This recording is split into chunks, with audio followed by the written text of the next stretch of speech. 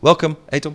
Thank you. And I was telling about what I think a little bit about Sufism, but I would like to start with how I saw you first was as a storyteller. Yes. Now, what is the relationship between storytelling and Sufism? Well, I think, first of all of the great teachers in all of the great traditions primarily taught through story, because it's a way of rooting teaching in human experience. And Sufism certainly has been a tradition that's been filled with stories.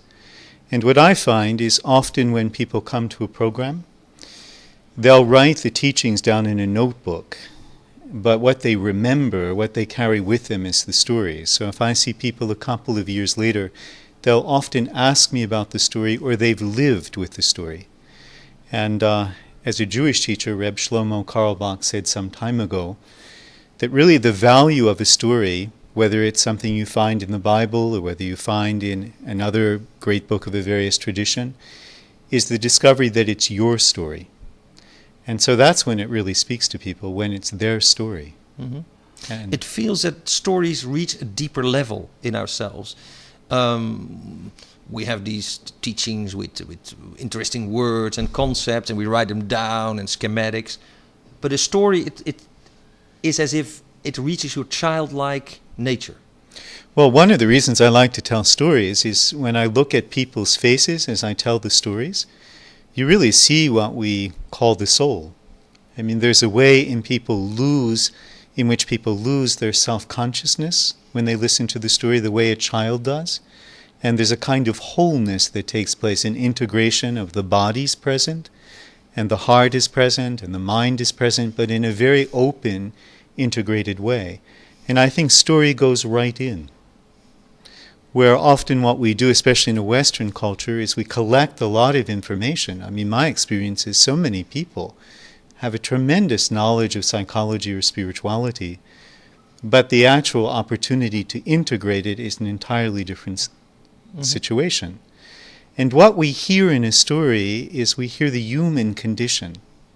And that's where we can recognize ourselves in the archetypal human situations. Yeah, because it refers to stories, the Sufi stories, but also our fairy stories. They refer to archetypal ideas, and there's always the good man, and there is the somewhat stupid-looking guy who, in the end, makes the remark that hits the nail on the head, so to speak.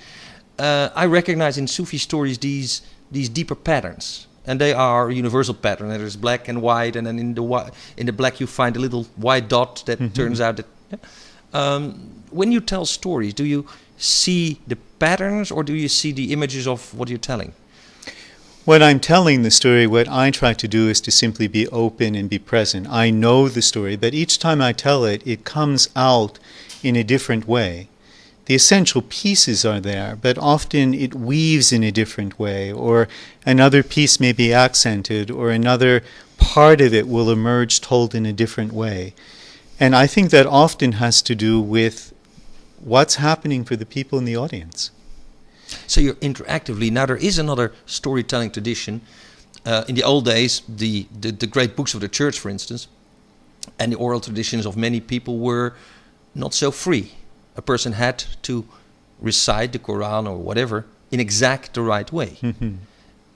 He couldn't let one syllable out. He didn't have the freedom that you have to do this interpretation and interaction with the audience. Well, there I think often what was taking place is that the story was a way of passing a theology down to a group of people, and the concern was that the theology be completely correct, without any individual variation or interpretation. I'm not concerned in giving a theological teaching from any tradition when I tell a story. I'm really trying to convey what are essential elements in the human spiritual journey. Okay, but this means that you allow the individual to have his own experience. Oh, yes. Okay. I would definitely say that. And I think that's what I often say to people is, I tell the story that you also have something to do, which what I ask you to do is to be very present in your own heart and to note as you listen to the story what happens to your heart, and especially what arises in your heart and what parts of the story touch you the deepest, because that's really where it's your story. It's where you recognize something of your own archetypal journey. And that's what I think has the value in Now, this you story. have a certain way to doing that, yeah? Have a drink. But Thank you you. have certain... when you lead a group, you make people aware of their energy centers and of the way they do it. Can you give a little example of how you do that? Well, I find it very helpful. I have traveled in a number of countries and lead pilgrimages, and recently I was in a country called Uzbekistan. And one of the things I like in certain countries is how they greet people. And in Uzbekistan, the way the greeting often takes place is a person places their hand on their heart and they look you directly in the eyes. And there's a meeting. So it is like you connect to your heart and then to the other person. You got it exactly. And there's a meeting. And to me, that's the most essential piece. So why I asked the audience to do that, or the group of people gathered, is first to meet themselves before they listen to the story, to find a connection to their own heart, a place of openness, and a place of looking, or often I'll start by having people greet all the people around them, so that we start with that place of meeting, that place of connectedness, because I find one of the great wounds in contemporary society is an incredible sense of isolation and loneliness and disconnectedness. So it's a way of starting, and it's a simple way. You take your hand and you, in English we have the expression, if you're touched by something, it takes you into the depth of your own being. So it's a way of taking that sense of touching your feeling center, your heart center, and starting from there. Mm-hmm. Good. But we are skimming on one of the... Let's not make this a superficial discussion. One of the main things in the history of any religion or church is the dogmatism versus the experiential. Sure. The experience that a person has himself, and most founders of churches, Christ, and must have had these holy experiences, this unitive experience. But then there is the dogma. Now you were just saying that what people are lacking is the feeling of connectedness. Now, Yes. we have to agree that some churches offer, by their dogmatic attitude, a social structure that makes you feel at home. But this goes against the grain of your own individual interpretation of that dogmatic truth that they feed you. How do you see that? Is there a balance there, or is there... It's a very good question, and I think it's a question that's at the heart of our kind of culture, because it's a question of belonging and truth. And if belonging into a community comes at the price of what's really true to me, then I think it's at the cost of one's soul. But because there's so much pain in our culture through the loss of belonging, the loss of church community, the loss of extended family, the loss of living in a place where you've belonged. So there's an incredible hunger for belonging. But often the price that comes is you can belong as long as you comply to a certain truth that's placed out. And then a person is put into a tremendous bind. Do I give up the belonging in order to stand by my own truth? And often that's a step of individuation. That's a step where somebody has to acknowledge what is truly real for them. And in my own life, probably the most pivotal moment in my own spiritual journey is I was raised in the Roman Catholic tradition, which has a lot of richness that I received from it, especially the mystical aspects of the Mass. But one of the things that happened for me when I was about 12 or 13 is the bind I was placed in. And the binds was, in those days, the church had a teaching that if someone was divorced and remarried and died in that situation, they would probably go to hell. So I had a mother who was in that situation, who I knew as a deeply loving person. So I was placed in the bind of having been raised in a church that said God is primarily love, but that same God that was primarily love was also going to place my mother in hell because she had divorced and remarried. It didn't go together. Okay, so there was a struggle between the dogmatic stance of the church, or the dogmatic, the ethical stance, and your own experience. And my own experience, and also what the church had told me, that at the center of Christianity is a God of love. So I was in a situation of seeing how can a God of love place a good, loving person, who was certainly tremendously loving to me, into hell because the rules are more important than the love. And at that moment in my life, I chose a God of love as the primary God for me. Other people make other choices. But do you understand that some people do make the choice for the rules, for yes, I do the security that it offers? Surely, I do understand. And I would also say that I think it's very difficult to live in today's world for many people because there is so much change so quickly. And how does one make one's way through the world, especially in terms of raising children? How do you make certain decisions? Where's the security of a structure and a tradition that has told you what is certain, what is right, and what's wrong? Okay, so what happens is a lot of people go for the what we now call politically correct, which might include a religion, might include the belief in the internet, computers, progress, even the green thinking, but they're not willing to look for themselves. Well, I think that's the key piece in our time is, to me, that's the huge change that's taking place, is people have to take responsibility, and it's part of what I would define as mature spirituality. It's what it means to be an adult spiritually, is to take responsibility for your own journey, whether it's in a church, whether it's in a synagogue, whether it's in a tradition. But that's true. But isn't that unloving? Because that I see a lot in the New Age world, or when we go to seminars, that the people say, yes, there is an enlightened way. There is a way where you become one with your own experience, where you become unitive or whatever. And those, excuse me, suckers, but those other people out there, they don't get it. They get glued to their belief systems and their cars and their telephones. Yeah, this is what I feel in my own life. If there's a God of love, if it's all about no separation, because I think that's for my life, no separation. I am only different as I have not yet learned to be the same. Yeah. How can I even talk with people who say they are enlightened? Not that you say that, but I certainly don't say no. that. But this idea that there is two classes of people: those who know and who are in the knowing or in the enlightenment, and those who are not.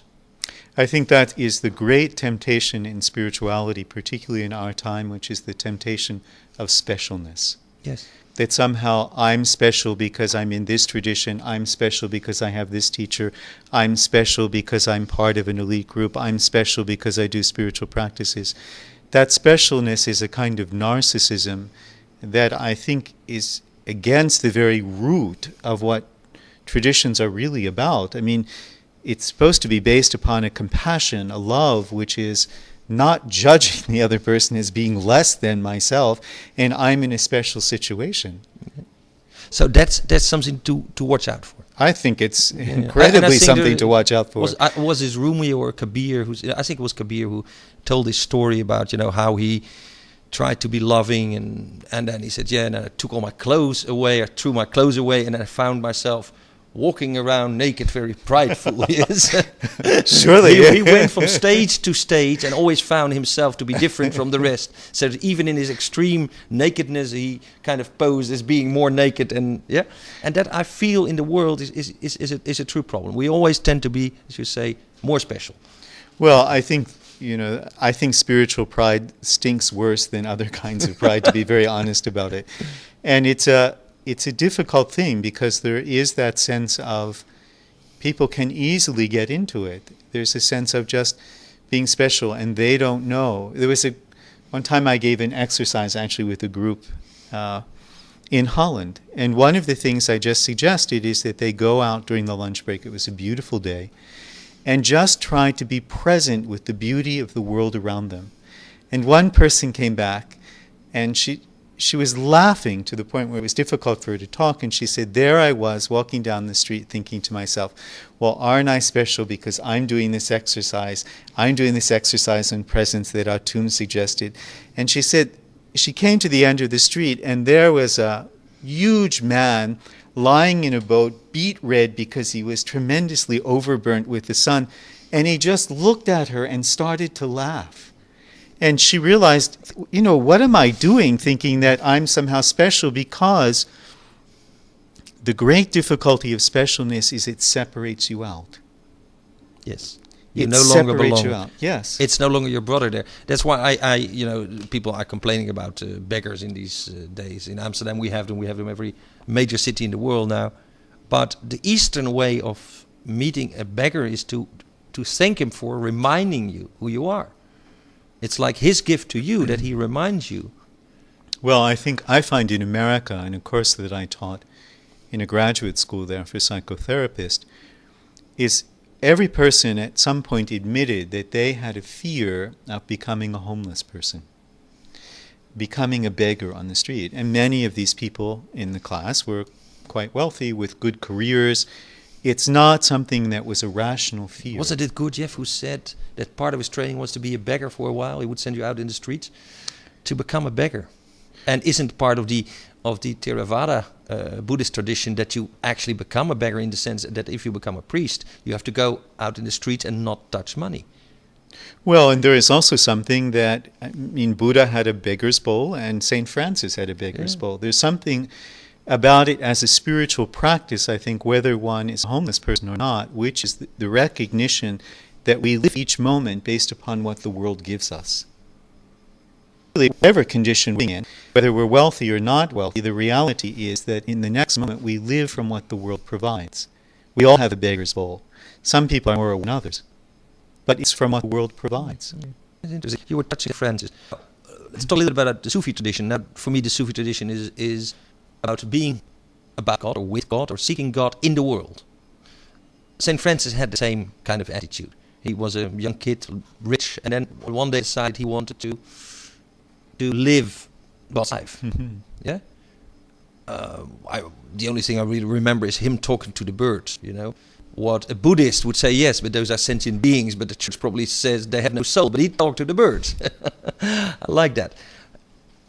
That decision in your life that your life is now God's, or that your devotion is for the beloved. Important is that. In Sufism? Yeah. In Sufism it's central, and I would say that there are treasures that I've received from Sufism. And one of the primary treasures is the image of God as beloved or friend. Because what it does is it gives you a God that you can fully open to and fully trust, and in that bond of love be transformed. So I think that that's a key aspect is, how do I learn to live with the beloved? That's one of the very central practices in Sufism. How do I learn to live with the beloved that lives inside of me? How do I learn to live with the beloved that lives inside of you? How do I learn to live with the beloved that's in the moment? How do I learn to somehow remember the beloved in the person that I don't get along with? So the practice becomes that the beloved is always there. Okay. I'll give you my poem for that. Okay, great. Who am I but my friends in me? Who are they but the friend in me? Then what about my enemy? Who is he, who is she in me? That's really beautiful. That's Sufism. That's Sufism right there, yes. In the very core of it. Yes, I know. And it's the place of moving out of that kind of separation that puts us in judgment of other people continually, and self-judgment or grandiosity. And to discover that there is something that lies at the core of all of this, which Sufism calls the beloved. Yeah. Now, there are religions, like the Judeo-Christian tradition, where we see God more as a father, as a paternalistic, something outside, far away, and probably above us. You talk about the beloved, the friend. We can also talk about the God in us, and the most extreme forms of mystical belief have come to that point, where people said, I am God. And they sometimes ended up on the stakes being burned for that. Yeah. God outside, God inside, God in everything, immanence, transcendence. Where does Sufi differ from this more traditional view of God as a father? Well, first of all, I would say that from my perspective, in Christianity and in mystical Judaism, in both of the mystical aspects of those traditions, there is also the immanent aspect of God. So there's a German mystic who had a very beautiful phrase years ago and said, what good does it do if Christ was born 2,000 years ago and isn't born in you today? Where Who was is that? Jacob Boehm? Yeah, no, it was... Meister Eckhart? No. The moment it's Angelicus Salinus or something like that. Please excuse my German because it's not a language I know. Okay. But I think that's the piece, is that if the resurrected Christ is in the world today, it's in the world in people who carry that spirit, who carry that presence. Isn't that it in everybody? Yes. And I think that's like Mother Teresa reminded us of, as she so vividly said, what enabled her to do that work is the person in need directly before her was the living crucified Christ at that moment. Not an historical figure of 2,000 years ago, but the embodiment of the crucified Christ, the living Christ at that moment, was right before her. So her way to the unity was to acknowledge and the Christ now. Yes. Yeah? I think very much so. She saw, as far as I understand, she saw the living Christ present in the world in the suffering that took place in humanity, the suffering aspect of Christ, and I would imagine the resurrected aspect of Christ in those people who she worked with who had moments of incredible breakthrough. Yeah. But at the same time we had a guy here, Yuji Krishnamurti, a while ago, and he said, but do you know that for every child that Mother Teresa saved, parents in other regions of India would send their kids to Calcutta or Bombay, and so by doing what she did, many more children suffered more. Also in India, people say, why worry about someone else's karma? If that child is there to die, it's her karma, let it happen. Well, that's hard. I mean, this is the individual choice we have when we come home and there is a drug addict on your doorstep. Yes, that's right. What do we do? I mean, you can talk about Christianity and love, but that's what happens. You come home at night and there's someone lying there. What do? You give him 25 guilders so he can buy some more dope and move over, or you say, friend. Well, that's the piece that I think we're confronted with. Yeah. Consistently, and it's probably why the beggars are in all of the major cities where we're so wealthy, is we have to be confronted with the other side of life. And I think the question of whether we give them money or not, do they use it for drugs and alcohol, is a very key question. But the deeper question is, how do I treat them? Do I acknowledge their humanity, or do I become ignoring of them and brush them off because they remind me of something that I don't want to see? Yeah, but so the first thing is, how do we see them? To me, that's the key. That's the key. How do I see that person who's before me? And do I really see them as a human being? I remember one of the things that Martin Luther King taught people who were in the civil rights movement is if you had the police coming at you with clubs or whatever, the most important thing was to make eye contact. Because it was much more difficult for a person to turn you into an object when they made eye contact. And that's the piece. I mean, that's also what confronted St. Francis. We're like St. Francis. Actually, there was a police chief here in Amsterdam where you had all these riots. And he said, the police moves in plain clothes, not in uniform, but not this weapon. You move with the demonstrators. You become part of the demonstration. You talk with them. You're with them, and then nothing will happen. Of course, they will demonstrate, and you might even believe that their cause is rightful because you were, Should they? But that's a far more effective way dealing with them than putting on all this strange stuff and yeah. I completely agree. I think that's because immediately then it polarizes the situation, and both sides are seen as the enemy. Yes. And if you're looking at somebody who's completely covered in all kinds of garb and all kinds of he is stuff, a non-person. He becomes a machine. Yeah. And I think that becomes the difficulty. On the other side is that the police then also become non-persons. On both sides, they're kind of robbed at some point of their humanity. And we're all people. Okay, bringing that back to the history of, say, Sufism, and Sufism as the mystical experience in life, as the experiential versus the dogmatic. And we've seen that in history in the Qatars, which we call ketters, the word we have for the other self. All these groups of people through history have been regarded as a danger to society. So have been the Sufis. Now they're kind of accepted, but there's still countries where the Sufis are regarded as the dangerous arm of the Islam. Yeah. Surely. How do you accept that? I mean, to be coming from a good point, trying to love God and the other person, being pushed into a revolutionary group and being burned and executed and stuff like that. How can you handle that? Well, that historically has been the situation of a number of Sufis, like Al-Hallaj and Attar, and a number of people have been prosecuted and even martyred because of their mystical experience, particularly a figure like Al-Hallaj who spoke publicly. That is what I mean. What you can do with that is either you keep quiet and hide, or you stand up and, like the Qatars did, and say, we are the perfect, or we want to be perfect. Yeah? Well, Strange. and I think that brings the very key question, which is the concern of traditional religion and then the situation in mysticism. If someone says, I am God, if they actually are saying that with their ego, not only is it blasphemous from a traditional viewpoint, but it's also the height of inflation. If it is being said not by them personally, but the greater reality is speaking through them, then it is the depth of mystical experience. But then the question is, who judges that from the outside?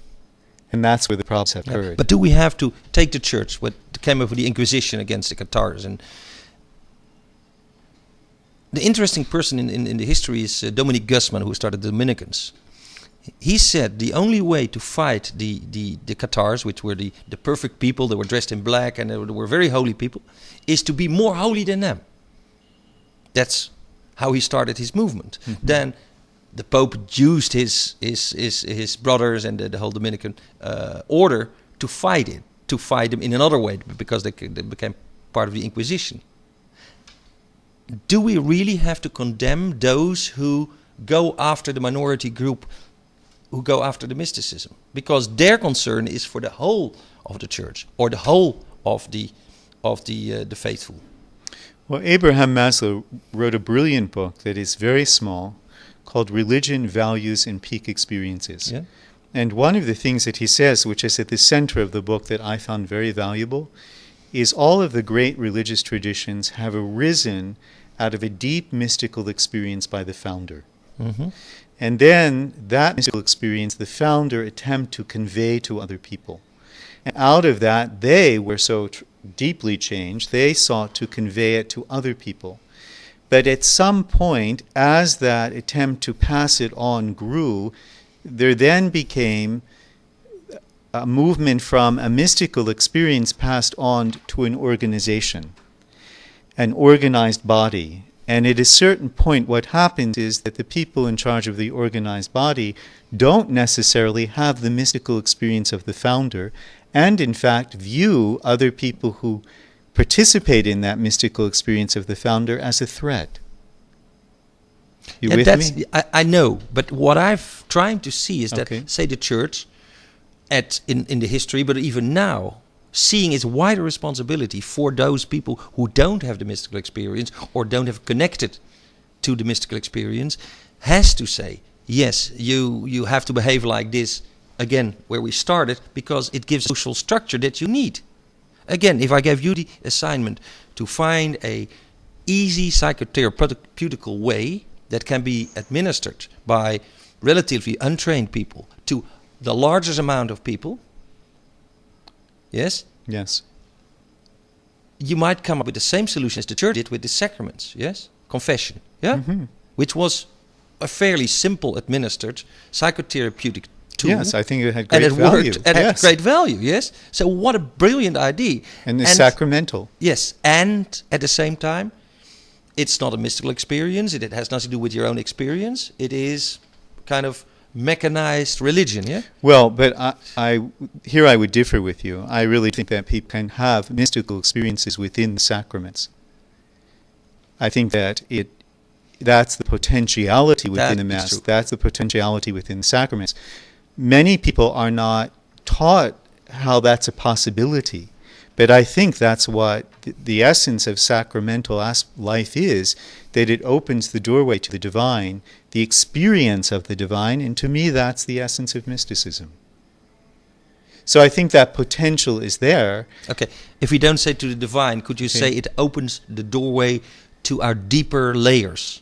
Yes, and I would say, I mean, that's one of the ways I would describe the divine, is in the very depth of us lies that experience of the divine. That's why in Sufism, or at least in the Sufi teacher who's been most significant to me, Hazrat Inayat Khan, he speaks of, from his experience, the most holy place is each human being's heart. It's holier than any temple, any church, any mosque, because that's where the living God is present in the depth of each human being's heart. And he spoke about his hope in the future, what we would eventually have. He called the religion of the heart, which would be the reality of that practice. So to me, that's central.